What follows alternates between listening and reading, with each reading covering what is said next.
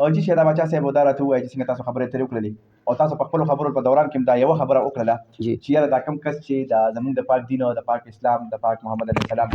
بې حرمتي کوي او بې عزتۍ کوي لګیا دي دا سړی تاسو چې تاسو بار بار دا د خپل اسمبلی ممبر هم راغی نو آیا د دوی اسمبلی په باندې پابندي نه لګي آیا دا د عوامو خوښ په دې طریقو باندې چې د مسلمانانو بې عزتي وکړي مسلمانانو د پاک پیغمبر بې عزتي وکړي مسلمانانو د کلام بې عزتي وکړي د دین اسلام بې عزتي وکړي اصل کې یحیی بھائی داسې مسله ده د دې ګیرټ ویلډرز پارټي چې کومه ده کنه دا غي دوم د پارټي فور فریډم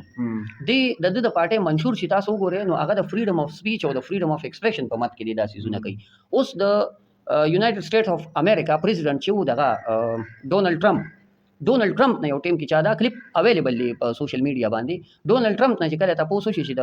ګیرټ ویلډر څه پوزیشن دی هغه وته هی جست اس ان ایډیټ لکه ډونلډ ټرمپ هم د فیور نه کو بل تاسو دا خبر وکړه چې د نیدرلند کې د تاسو څه نه وي د سنتي سیټه د واغشتل تاسو چې کله د الیکشن دغه وګورئ کنه د نیدرلند نو د 37 سیټ اغشتې دي د پسې بلې پارټي 26 سیټ اغشتې دي واپسې چې کومه پارټي د هغې 25 سیټ اغشتې دي دغه اوس مسله دا ده د نیدرلند ګورنمنت چې دی نو 79 سیټس د ګورنمنت جوړولو ده په ټوټل د هغې 150 سیټس دي اوس دی ګوره په 22 نومبر دغه شوی دی په 22 نومبر 2023 الیکشن وشو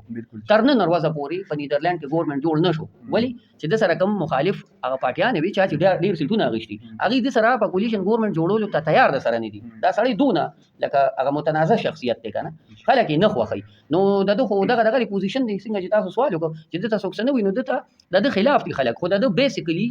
پارټي خاص د فریډم اف سپیچ په نوم باندې ده نو مصیبت دا دی چې هغه وی چې موږ بار سوایو فریډم اف سپیچ بچا صاحب په پاکستان کې غړ غټ علماء کرام هم شته د دین ټیکاداران هم شته صرف تاسو دا واس پورته کوي دا څه وجه ده یاره جی د دې یو خاص وجه ده زه په خپل باندې ګورنمنت افیسر یم شکر دی او زه ان فیلډ اف انفارمیشن ټیکنالوژي یم نو هغه خبره د بده مرغه د اتم نه د کمپیوټر ساينس سټوډنټ پاتې شوم او چې کله اف سی کې زوم ما تاسو ته وایي چې 2010 وخت نه ما دا سړی پیژندلې دي نو څنګه چې یو سړی دی یو سیس پروفیشنلی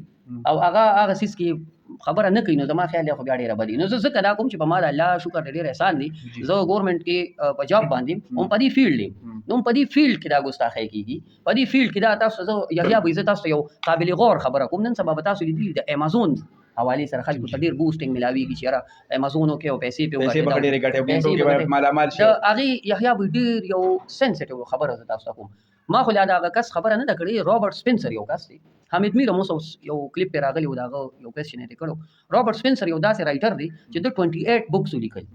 هغه 28 بوکس کې د امپایر اف ګاډ یو بوک دی اوس په 21 نومبر 2023 باندې شایع شو تاسو پته شته یحیی وي چې دوی په هغه کې د کانسټانټینوپل نن چې استنبول وته وي هغه چې کله د مسلمانانو په تاریخ کې سلطان محمد بن فاتح فتح کړی دی د پیغمبر علیه السلام د حدیث په بشارت باندې دا خبره لکه دغه دی نو دا کتاب د مکمل داسې لیکلی چې مسلمانان راغلل او دا اخوانو موږ په زور واغشتو دا کانسټانټینوپل به موږ واپس نو دغه شانتي د دې سړي یو بل کتاب دی هغه نوم دی د کریټیکل قرآن کتاب اوس ګوره موږ خو یحیی بھائی د سویډن یو خبر اورو چې قرآن مجید به حرمتي کوي ټیک دی خو دا سړی چې په یو انداز به حرمتي کوي هغه ډېره خطرناکه ده هغه داسې چې د سورې فاتحې نه د کریټیکل قرآن کتاب کې شروع کړی ده او په ون ناس یې ختم کړی ده ځان یې ترجمې لیکلي نو خبره مې د امازون پورې کوله د دې چې دا 28 بوکس دي دا په امازون بیسټ سیلر بوک ثابت شوي دي نو دا زموږ دپاره د رسک خبره ده که نه ده چې دلته موږ ته په بورډونو لګېدلي چې یاره امازون زده کړې امازون باندې بزنس وکړې نو خدا ناخواسته سبا زما به چې امازون زده کړي او هغه د ارننګ په مت کې دغه کتابونه پروموټ کول یا خرڅول شروع کی نو ریسک شو کنه شو زموږ ایمان کم ځای کې پاتې شو چې هغه یو کس سایبر ورلد کې سیلینګ کوي آنلاین بزنس کوي او دغه بوکس باندې کوي نو بیا به څه کیږي دا خو ولټا خبره چې موږ به خپل دین په خپل قاتلان شو بچا صاحب تنه پورې تاسو علماء کرامو سره یا د پاکستان غټ سیاستدانانو سره یا غټ وکلو سره په دې باندې څه خبرې ترې کړې یاره جی زه په خپل باندې پېښور کې کریمینل ایکسپرټس چې کوم دي هغې سره زه میلاو شوم په دې سلسله کې چې یاره یو لوور کورټس نه یو مونږ یو مقدمه درج کړو او اگر ورو هائی کورټ او بیا سپریم کورټ ته ورسو لکه دې کې دا زه ولې د سپریم کورټ او یا د کورټس حوالې سره ما خبره ډسکس کړه کریمینل ایکسپرټ سره چې خالد لطیف یو ایکس کرکټر دا غي نوم ټولو خلکو ته اوس یو میاشت دوه مخکې خلکو ته ډېر ښکاره شو ولې چې په 2018 کې خالد لطیف یو اوپن اناونسمنٹ کړو دا غو په سر باندې قیمت یې نو ګیرټ ویلډرز په هغه باندې په نیدرلند کې په عدالت کې کیس وکړو چې ماته دغه شان ترټې را کړې دغه شو په نیدرلند کې هغه ته 8 سال لیکسونه قید اناونس شو نو خالد لطیف خو په نیدرلند کې نه دی خو کدی نیدرلند لاړ هلته به نیسی نو ما په دغه اسپیکټ باندې سوچ وکړ چې د لوور کورټس نه بعد سپریم کورټ پورې مونږ یو ریټ دایر کو او دغه خو ایکسپرټ سره مې ډسکشن وکړو خو اوسه پورې ماته داسې فروټفل ریسپانس ترا نه غي نو د دې ریسپانس نه راتلو په وجه ما آنلاین پیټیشن واچو او هغه پیټیشن کې دی وخت ته پورې ما سره تقریبا 360 پورې سیګنیچرز رالل او هغه کې ما ټارګټ کړی ان شاء الله 2 مليون دغه چې په ټوله دنیا کې 1.6 بلین مسلمانز دي نو موږ غواړو دا چې یاره 1.6 بلین مسلمانز موږ ته 2 مليون زما خیال لري ریزي به سیګنیچرز برابر شي او د دې ګیرټ ویلډرز 1.2 مليون فالوورز دي په ټوئیټر باندې نو کوم د دې خلاف داسې پیټیشن باندې 2 مليون سیګنیچرز برابر کړی شو نو دغه پیټیشن موږ خپل هاي کورټ کې سپریم کورټ کې او ایون انټرنیشنل کورټس کې موږ دغه پیټیشن اچولې شو چې بھئی دا سړی یا بین کې یا دی گرفتار کې چې دی گرفتار شو د سټیټ سزا ورکړي موږ دلته یحیی ابو عزت تاسو ته ډیره یو امپورټنت خبره کول غواړم موږ په دې کې یو لوی ریسک ختمول غواړو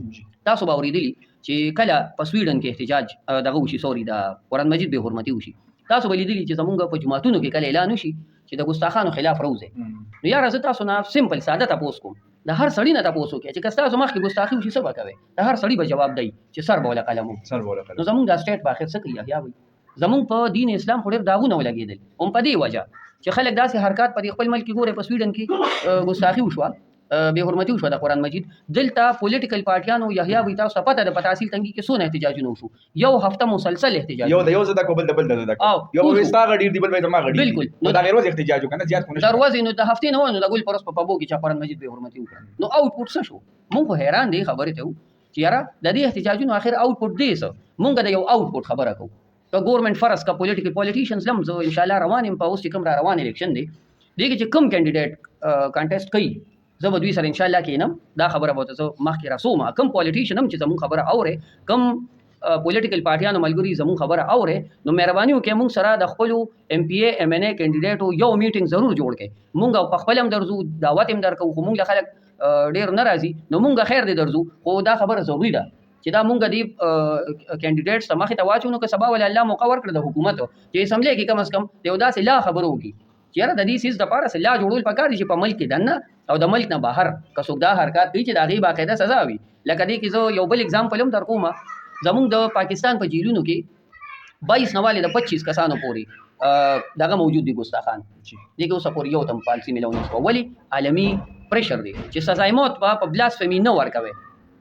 مونږ کوم आवाज اوچتو مونږ دا आवाज اوچتول غواړو چې بھئی یحیی بھئ چې په سړک باندې سو ګستاخي وکي چې زمونږ عوام کې دونه شعوري چې دی انیسی دی سټیټ لور کوي او سټیټ کې بیا دونه غیرت او پښتو وي چې کسړی له پانسی ورکی ډیره غټه د افسوس خبره ده وزه تاسو نه دا سوال کوم یحیی بھئ چې تاسو به ډیر لیدلی چې ګستاخان چا قتل کړي دي هغه خلکو ته سزا ملو شوې ده او اوسه پورې کم ګستاخ ته سزا موت ملو شوې دي په دې موږ له جواب راکړي نو ښکاره خبره ده چې یو ګستاخ ته پانسی ملو شو د عالمي کفر په ملا ماتيږي او ولې نه کوي داسې دا زه والله دا ګیلم زما د مشرانو نه راشي د ملک د ټولو مشرانو نه چې دا حالات خو تاسو په خپل پیدا کړی چې خلک ګستاخي وکړي سټیټ ورته څه نه وي نو خو لازمه خبره ده چې په سړک څوک ګستاخي کوي نو خلک وایي چې پولیس له مور خورو کوي نو بیا څه چلو شي خلک یې ډایرکټ قتل کی او په دې زموږ دین اسلام ته نورم نقصان ملاويږي چې په ګستاخ باندې ډایرکټ خلک حمله شي قتل کی نو بیا سي غیر مسلم بیا څه کوي او مکه تصویرانه کا ویډیوز را لې وګوره وي تاسو مسلمانانو دا چلو نو د دې لپاره موږ د کمپټیشن مو واچو مونږ غواړو دا چې یو بل یو ریکوست تاسو په وساتت کوم د یحیی بھئ زموږ چې کوم ګورنمنت اتھارټیز دي خاص کر ډپارټمنټس چې کوم دي خاص کر دې کې زه هایلایټ کوم ډي پی او صاحب او ډي سی صاحب مونږ غواړو لیګل سټیټس مونږ څه وایلیشن نه کول غواړو نو مونږ په دې کې یو پراپر ان او سی اخیستل غواړو یحیی بھئ تاسو د چینل په وساتت باندې زه دا خبره مخکې وړل غواړم چې مونږ د ډي سی صاحب یا راوغواړي یا د ډي پی او صاحب مونږ راوغواړي مونږ به ورشو مونږ ورته دا ټوله خبره ایکسپلین کو زمونږ هیڅ قسم په ګراوند باندې څه د ډز او د بم او دا خبرې نشته مونږ په سایبر ورلد دا اکټیویټي کوو دا زما رور دی یاسر شاه دته ما اساین کړي دي ایکس مسلمز دغه بیل دنیا د باغې چې خبره وکړو بیل دنیا ده هغه داسې خلک دي چې تاسو به حق حیران شئ 11-12 غنټې لایف سټریمز چلی د پیغمبر علیه السلام په شان کې په ګستاخه د قرآن مجید په بې حرمته قرآن مجید به یې مخې ته ترجمه به وي او د ځانه به پکې دغه کې لکه ساده مثال درکم 13 هفته د دوی لایف سټریمو باغې کې دا خبره کوله چې پیغمبر علیه السلام نعوذ بالله د دین اسلام نه مخکې وي بت پرستو نو دا صغی وي مونږ ته دا وي او صغی داسې وي نو مونږ سره خو د دې دلایل شته جوابونه شته دي خو هغې ته رسول خو غواړي رسول خو غواړي رسۍ به څوک رسۍ به راټول خلک میډیا به بالکل هغې ته بالکل ګورئ یحیی بھئ دلته زه تاسو یو سمپل بله خبره مخې ته ایږدم تاسو به همیشه لیدلي چې که مونږ خبرېږو د ګستاخۍ نه یا که موږ د قرآن مجید د بې حرمتۍ نه خبرېږو نو د څه په ذریعه خبرېږو یحیی بھائی تاسو ته خو چېرته د سویډن نه چا خط نه لیکلی کنه چې راشه په دې هم سوشل میډیا په دې فیسبوک خبرو خبرېږو په دې ټویټر باندې خبرېږو په مختلف هغه باندې بالکل نو نن تاسو وګورئ په هر ځای کې په هر محله کې هر یو نوجوان ډیټا انسټالي ډیټا وکړي پیکیج نو وای ناٹ چې دا ډیټا مونږ د پیغمبر علیه السلام په ناموس باقي او چې 1000 ام بي 500 ام بي پکې دغه ته مباس بالکل دا یو زکات دی دا په کو باسي زه تاسو ته د آوټپوټ خبره کوم یحیی بھائی دې کې چې موږ سونه کوشش وسه پورو چلو په دې کې الحمدلله په انډیا کې یو کس موږ ته مسلمان شو شکر الحمدلله ٹھیک شو د امریکا نه یو فیمیل دا چې هغه به ماته د ګیرټ ویلډر په فیور کې میسیجونه کول چې ته ولې دې خلکو ته داسې وته هغه سره ما پرسنل کې خبرې شروع کړې تاسو نن مانه یحیی بھائی صرف دا یو خبره پاتې دا غیتا هغه وی چې لا اله الا الله محمد رسول الله هغه وی چې محمد رسول الله خو زه به ما خو زه پدې شور نیم چې پیغمبر علیه السلام څنګه اخیری نبی دی نو یحیی بھائی هغه سره زما پدې به شروع دي یو ورځ مې یو ځل مې په قرآن مجید ختم کو انګلیش کې مې ورلېګلې دي او هغه باقاعده شروع کو هغه یو ځل ختم کوس هدایت ورکول ولا خو الله دي او موږ په خپل خواري وکړه شکر دی هغه فیملی موږ سره خبرې کوي د ګیرټ ویلډر خلاف را سره لګي د رابرټ سپنسر خلاف را سره لګي نو دا اچیومنټس دي چې دا مونږ ته راغلي دي خلکو ډېر هندوان داسې دي چې مونږ ته نن په واتس اپ رابطه کوي چېرې دا خلک خو په رښتیا دا خو ډېر بد کوي نو مونږ دغه یو میشن شروع کړی دی په سایبر دنیا خو مونږ لیګل سټیټس غواړو لیګل سټیټس هم په دې وجه غواړو چې سبا دا نه چې څوک په مونږ بلیم ولګوي څوک مونږ چېرته ایجنسو سره ادارو سره ټچ یاد کړي مونږ بالکل دا ذاتي کوشش دی او څنګه چې ما تاسو ته وویل زه د آی ټي پروفیشنل یم نو زه دا خبره په ځان لاګو ګڼم او فرض ګڼم چې که زه د پیغمبر علیه السلام په ناموس خبره ونه کړم زما خیال دی بیا به د آی ټي نه علاوه خلک چې کوم دي هغې نه به زه څه ګیله وکړم جی ګرانو کتونکو تاسو د شهید باچا صاحب خصوصي خبرې واورېدې او انشاءالله په هفته کې به تاسو ته موږ داسې د دوی